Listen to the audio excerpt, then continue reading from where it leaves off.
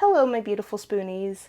This is going to be a little bit of a different video where in the beginning we'll start with a health update slash where I'm at with figuring out what on earth is wrong with my body because it doesn't work right. And then we're going to go into some of my health scores that came back this year from my yearly annual physical and blood work. And then we're going to go into a plan of how to make things a bit better because that blood work came back was bad, really bad. So let's get into it.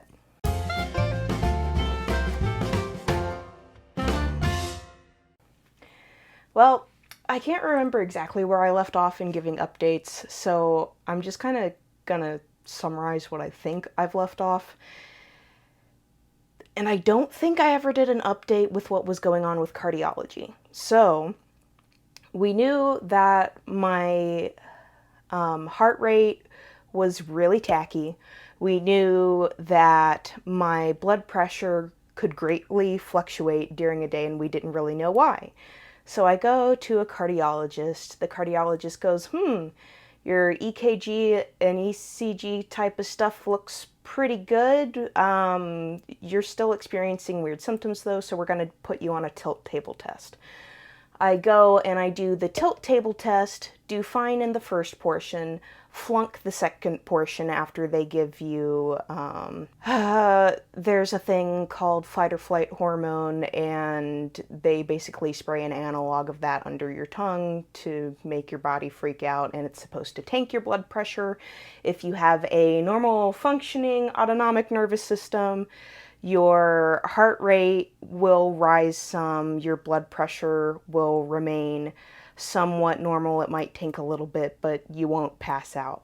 I got about 6 minutes into the second half and I started feeling absolutely awful, just like I do when I am home and things start going weird. First, what happened was my feet start to go tingly. That's weird. And then my feet start to go numb. Oh no, that's really bad. And then my eyesight starts to lose focus and it's really hard for me to keep focus. And then I completely lose my vision and then I passed out. So, and somewhere in between the feet feeling weird and the vision browning and blacking out was I get really, really, really cold, which all matches with the symptoms I have at home before I have my involuntary nap. Turns out my involuntary nap is actually me passing out because my heart and my brain don't talk well to each other, partially because of hormones, partially because we still don't know that yet, and I end up passing out. So they say, okay, well, we know you pass out and that this isn't normal. They gave me a diagnosis of cardiogenic syncope, and or known as neurocardiogenic syncope. That's the name of it. So I get sent home with that. They say, okay, well, you need to wear in between like 15 and 20, maybe 30 to 40 compression hose. And you can do that as just knee socks because like if you're having a bad hand day and it's really hard to put stuff on, the farther up the leg you go, it wears you out more. So just get what you can wear that holds pressure. So I ended up getting a variety of socks. I have 2 sets of knee socks. I have several sets of 3/4 length hose, which do help. All of those do help.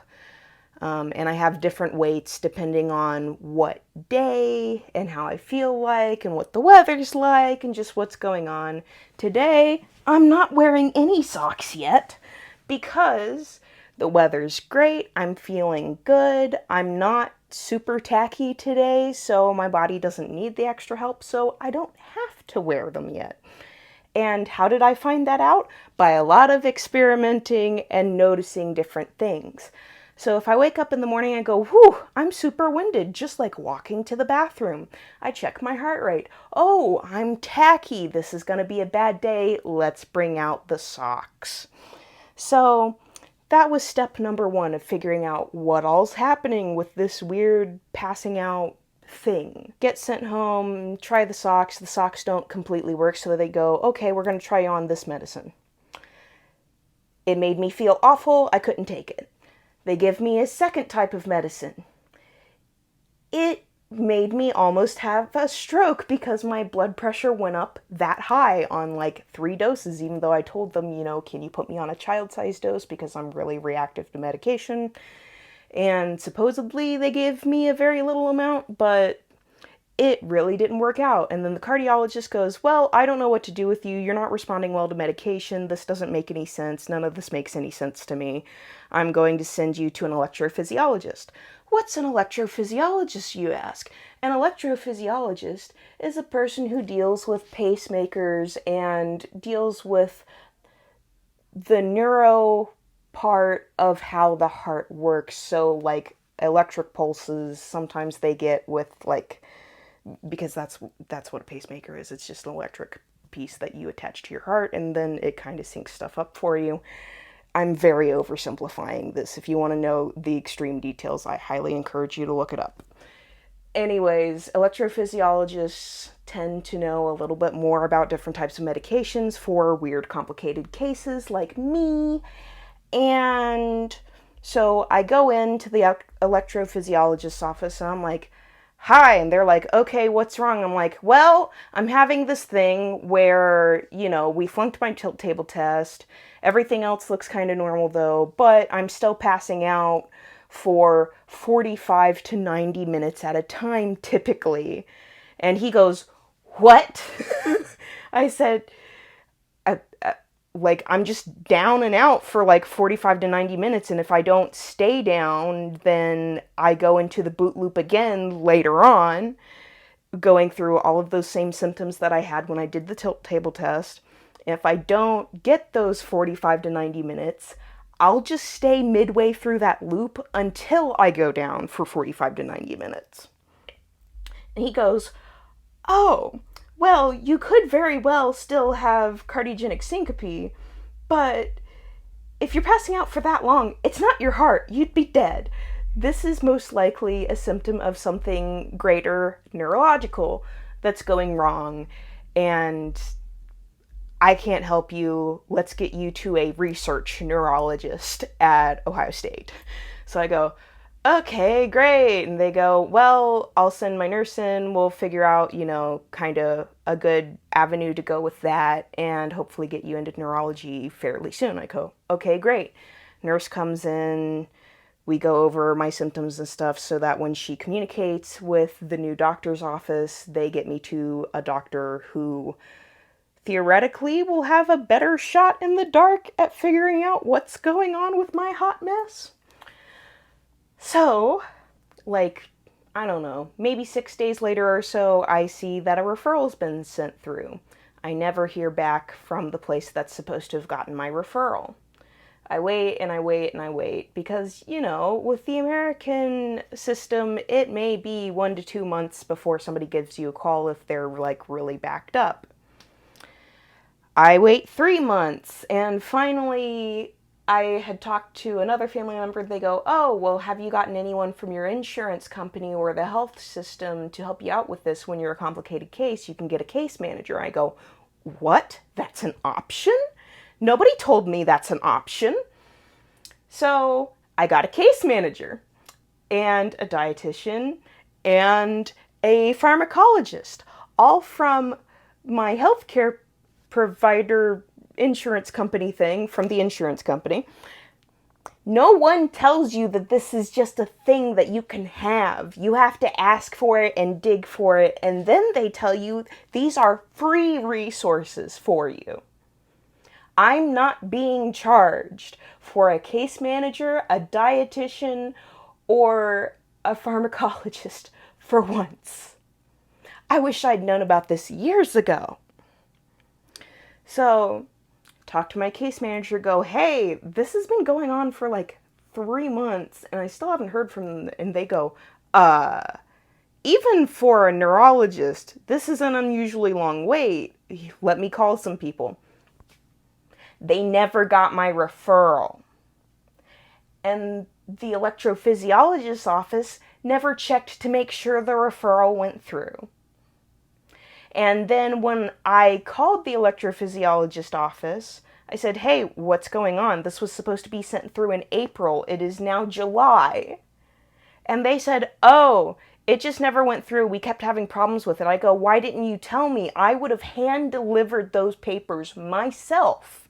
If I had known there was an issue going on, then they just went, we'll keep trying. And then I gave them like 3 business days to get it done. And they finally got it done after a case manager and myself had to call them to make sure they did their job.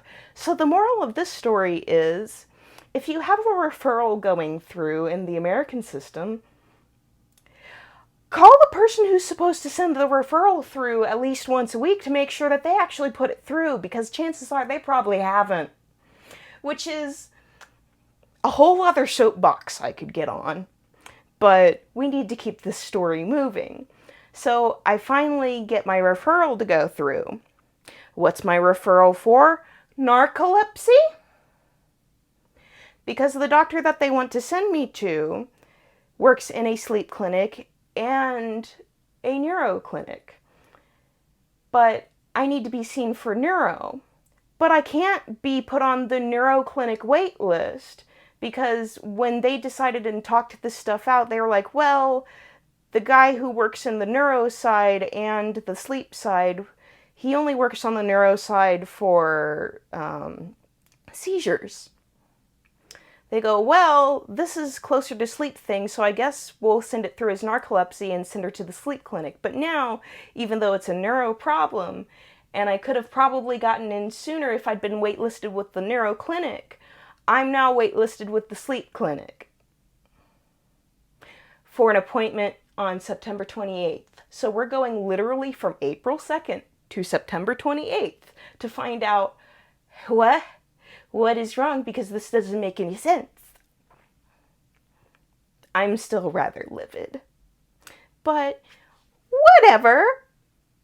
So moving on to my yearly checkup, I go to my GP, general practitioner's office, and we do the check-in. It's like, hey, this is where I'm at with these other doctors. This is nuts. And he goes, okay, I'll call their clinic and hound them too to see if we can get this expedited anymore. I'm like, okay, great. I really appreciate that, because my GP's office actually has been fairly on top of things, which I greatly appreciate, as it should be.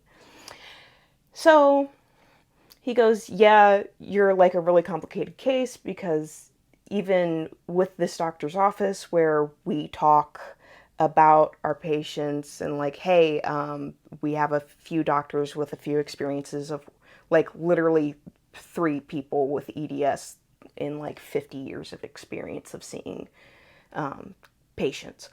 So they're like, yeah, it's going to be complicated. It gets really wonky. Even though EDS is technically only a deficiency in collagen, it tends to have a ton of comorbidities, and it's like, it just gets funky. And I'm like, yeah, I know. I don't know what's going on, man. So they go, okay, well, let's get your blood work done. That way we have an idea of where things are at. We know that you've been experiencing a lot of fatigue. I go, yeah, it's been even more than normal. I mean, I already know that I have chronic fatigue because I've been fatigued for like 1.5 years now. And one does not simply have fatigue for 1.5 years for no reason. So, get my blood work done. One of the first things, even before I was diagnosed with EDS, was hypothyroidism. Guess what's not being managed well anymore? So we updated my prescription dosage of levothyroxine so that I can get my thyroid hormone under control and hopefully not get a goiter. Because, I mean, just the word goiter is kind of weird and fun to say, but I don't exactly want a giant lump right here. You know what I'm saying? It's not healthy to have that, and I'm tired of being tired. I'm so sick and tired of being sick and tired. So any help I can get is great. Guess what else comes back? My cholesterol score. It's royally messed up. Really bad. Really, really bad. Especially for my age range and whatnot. I'm already having heart issues. I'm already having some sort of weird neuro heart issue, and now my cholesterol's really bad. We try a statin. The statin gives me the worst headache I've had in ages. It turns into a migraine. It makes me super dizzy, and it's like a whole other different kind of headache than what I typically have. So I call my doctor back and he's like, "Okay, well, we know that you're now working with a dietitian, so, I'll see you in 6 months. We'll do more blood work for the cholesterol and see if that's moving into a better zone because I know you have issues with taking medications, so let's see if we can solve that first that way." And I said, "Okay, great." So that happened like last week, maybe a week and a half ago. So I said, "Okay, well, I better really get my stuff together." And it's really hard because the whole reason I started having more of these pass out issues is I directly correlated, which again, correlation does not equal causation, but it's really weird that this is a direct correlation.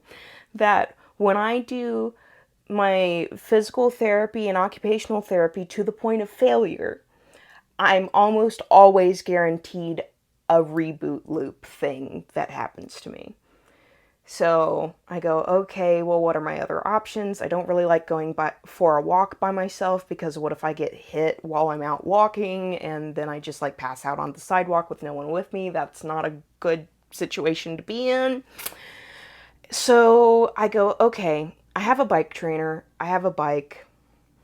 Let's see if I can get that set up and see if I can do cardio again because clearly doing muscular work is causing an issue. Maybe we can do cardio work and go down on the muscular work, keep me at maintenance for where I'm at right now muscularly because I am somewhat functional now. I'm not functional to the point where I'm happy with it, but I've come a long way from like a year and a half ago from where like last year I couldn't even pick up my favorite cast iron skillet and now I can lift it with one hand as long as it's tucked into my side. That's a huge breakthrough for me. So we go, okay, get the bike trainer set up. Turns out I can do cardio, and since I have like tech and stuff to monitor everything, I can do a pretty good job of pacing myself with my heart rate. And I have a couple of sweet zones where I can sustain it before I know I'm going to get kicked and I feel really bad. So we're doing that and we're trying that out and seeing where that goes. And I think I want to document this whole process because let me make this very, very clear. No matter what size you are, that does not have to do anything with aesthetics and being pretty and valuing yourself and having love for yourself. I am in a particular situation where my body cannot sustain where it is currently at, and I have people that I care about that I want to be around for longer, and I am currently in the position where I can work through some things to try to make that better. And I'm doing this only for my health because my body just cannot sustain what's going on right now. So let me make that adamantly clear that you need to work on yourself in the best way that you can and try not to be judgmental about it. I'm doing this as a way to love myself and make myself better. Now, at this point in the video, if getting into metrics, numbers, measurements, what have you, is not helpful for your journey, please click away now. I do not want anyone to be triggered over my health journey. Oh, well, hopefully I didn't just like hurt everyone's ears with doing that because my mic's right here. But yeah, if that's going to bother you, if doing a body check-in is going to bother you, please, please leave. Do not be around for this part. I'm doing this at this point now to where I can see some benchmarks because I am very impatient, and I know from journaling with past experiences that I often have a tendency to not notice the progress that I have made from day to day. But if I have checkpoints to go look back at and go, hey, I have made progress, that helps me in my journey very much. So that's what we're about to do, even though I'm somewhat uncomfortable with it. So I guess, I don't know whether it's going to be once a week or once a month, I'll do a check-in in the same outfit for body composition, because I do want to see my composition change, because hey, I'm lifting weights, I'm expecting something to change. And also I'm doing cardio, and the only way to lower my cholesterol and lower my triglycerides is via cardio and weight loss. At least so far, that's the only significant knowledge that we have medically of how to reduce that without medication. And I am clearly not going to do well on medication. So I expected this to change. And just seeing change, even though I don't necessarily feel like there's change, helps me stay on track and reach my goals. So let's do that. I'm wearing some bike shorts because we like to bike, because that's like the only form of cardio I can safely do right now. We'll see if I can add in other things to do on my own eventually. I don't know. But this is what my front looks like. So maybe we'll have some comparisons at some point. And this is what my side looks like. I don't know. Sometimes people put their hands out this way. I don't really know why. I'm just... things. Stuff. Why am I this awkward? This is my back. Ta-da. Back things. Other side, I don't really care. I have one side's enough. And that's where we're at right now. Current weight, when I started this about a week ago, because I have been kind of futzing with this to see if this is a sustainable journey for myself, and I didn't want to publish anything on that before I actually, did some check-ins, looked at my stats, see if this is doable. It is very doable. I've started watching how much cholesterol I intake. I have also kept a keen eye on my fiber intake, because the more fiber you have in your system, the more that pulls the cholesterol out of your bloodstream. Good things for me to know. So I'm also watching calories to a degree. Again, my main focus is cholesterol intake and fiber intake. Calories are just kind of a thing to gauge with how much activity I'm doing and making sure that I'm not going to lose too fast, or, get stuck where I'm doing everything right and I'm still not losing weight, because as I said earlier, weight loss is going to be the only thing that helps me with my cholesterol. So yes, we are on a weight loss journey. So I weighed in initially at like 202 point something, and when I weighed in this morning, like 2 or 3 weeks later, I'll pop it up on the screen from where I actually have my logs.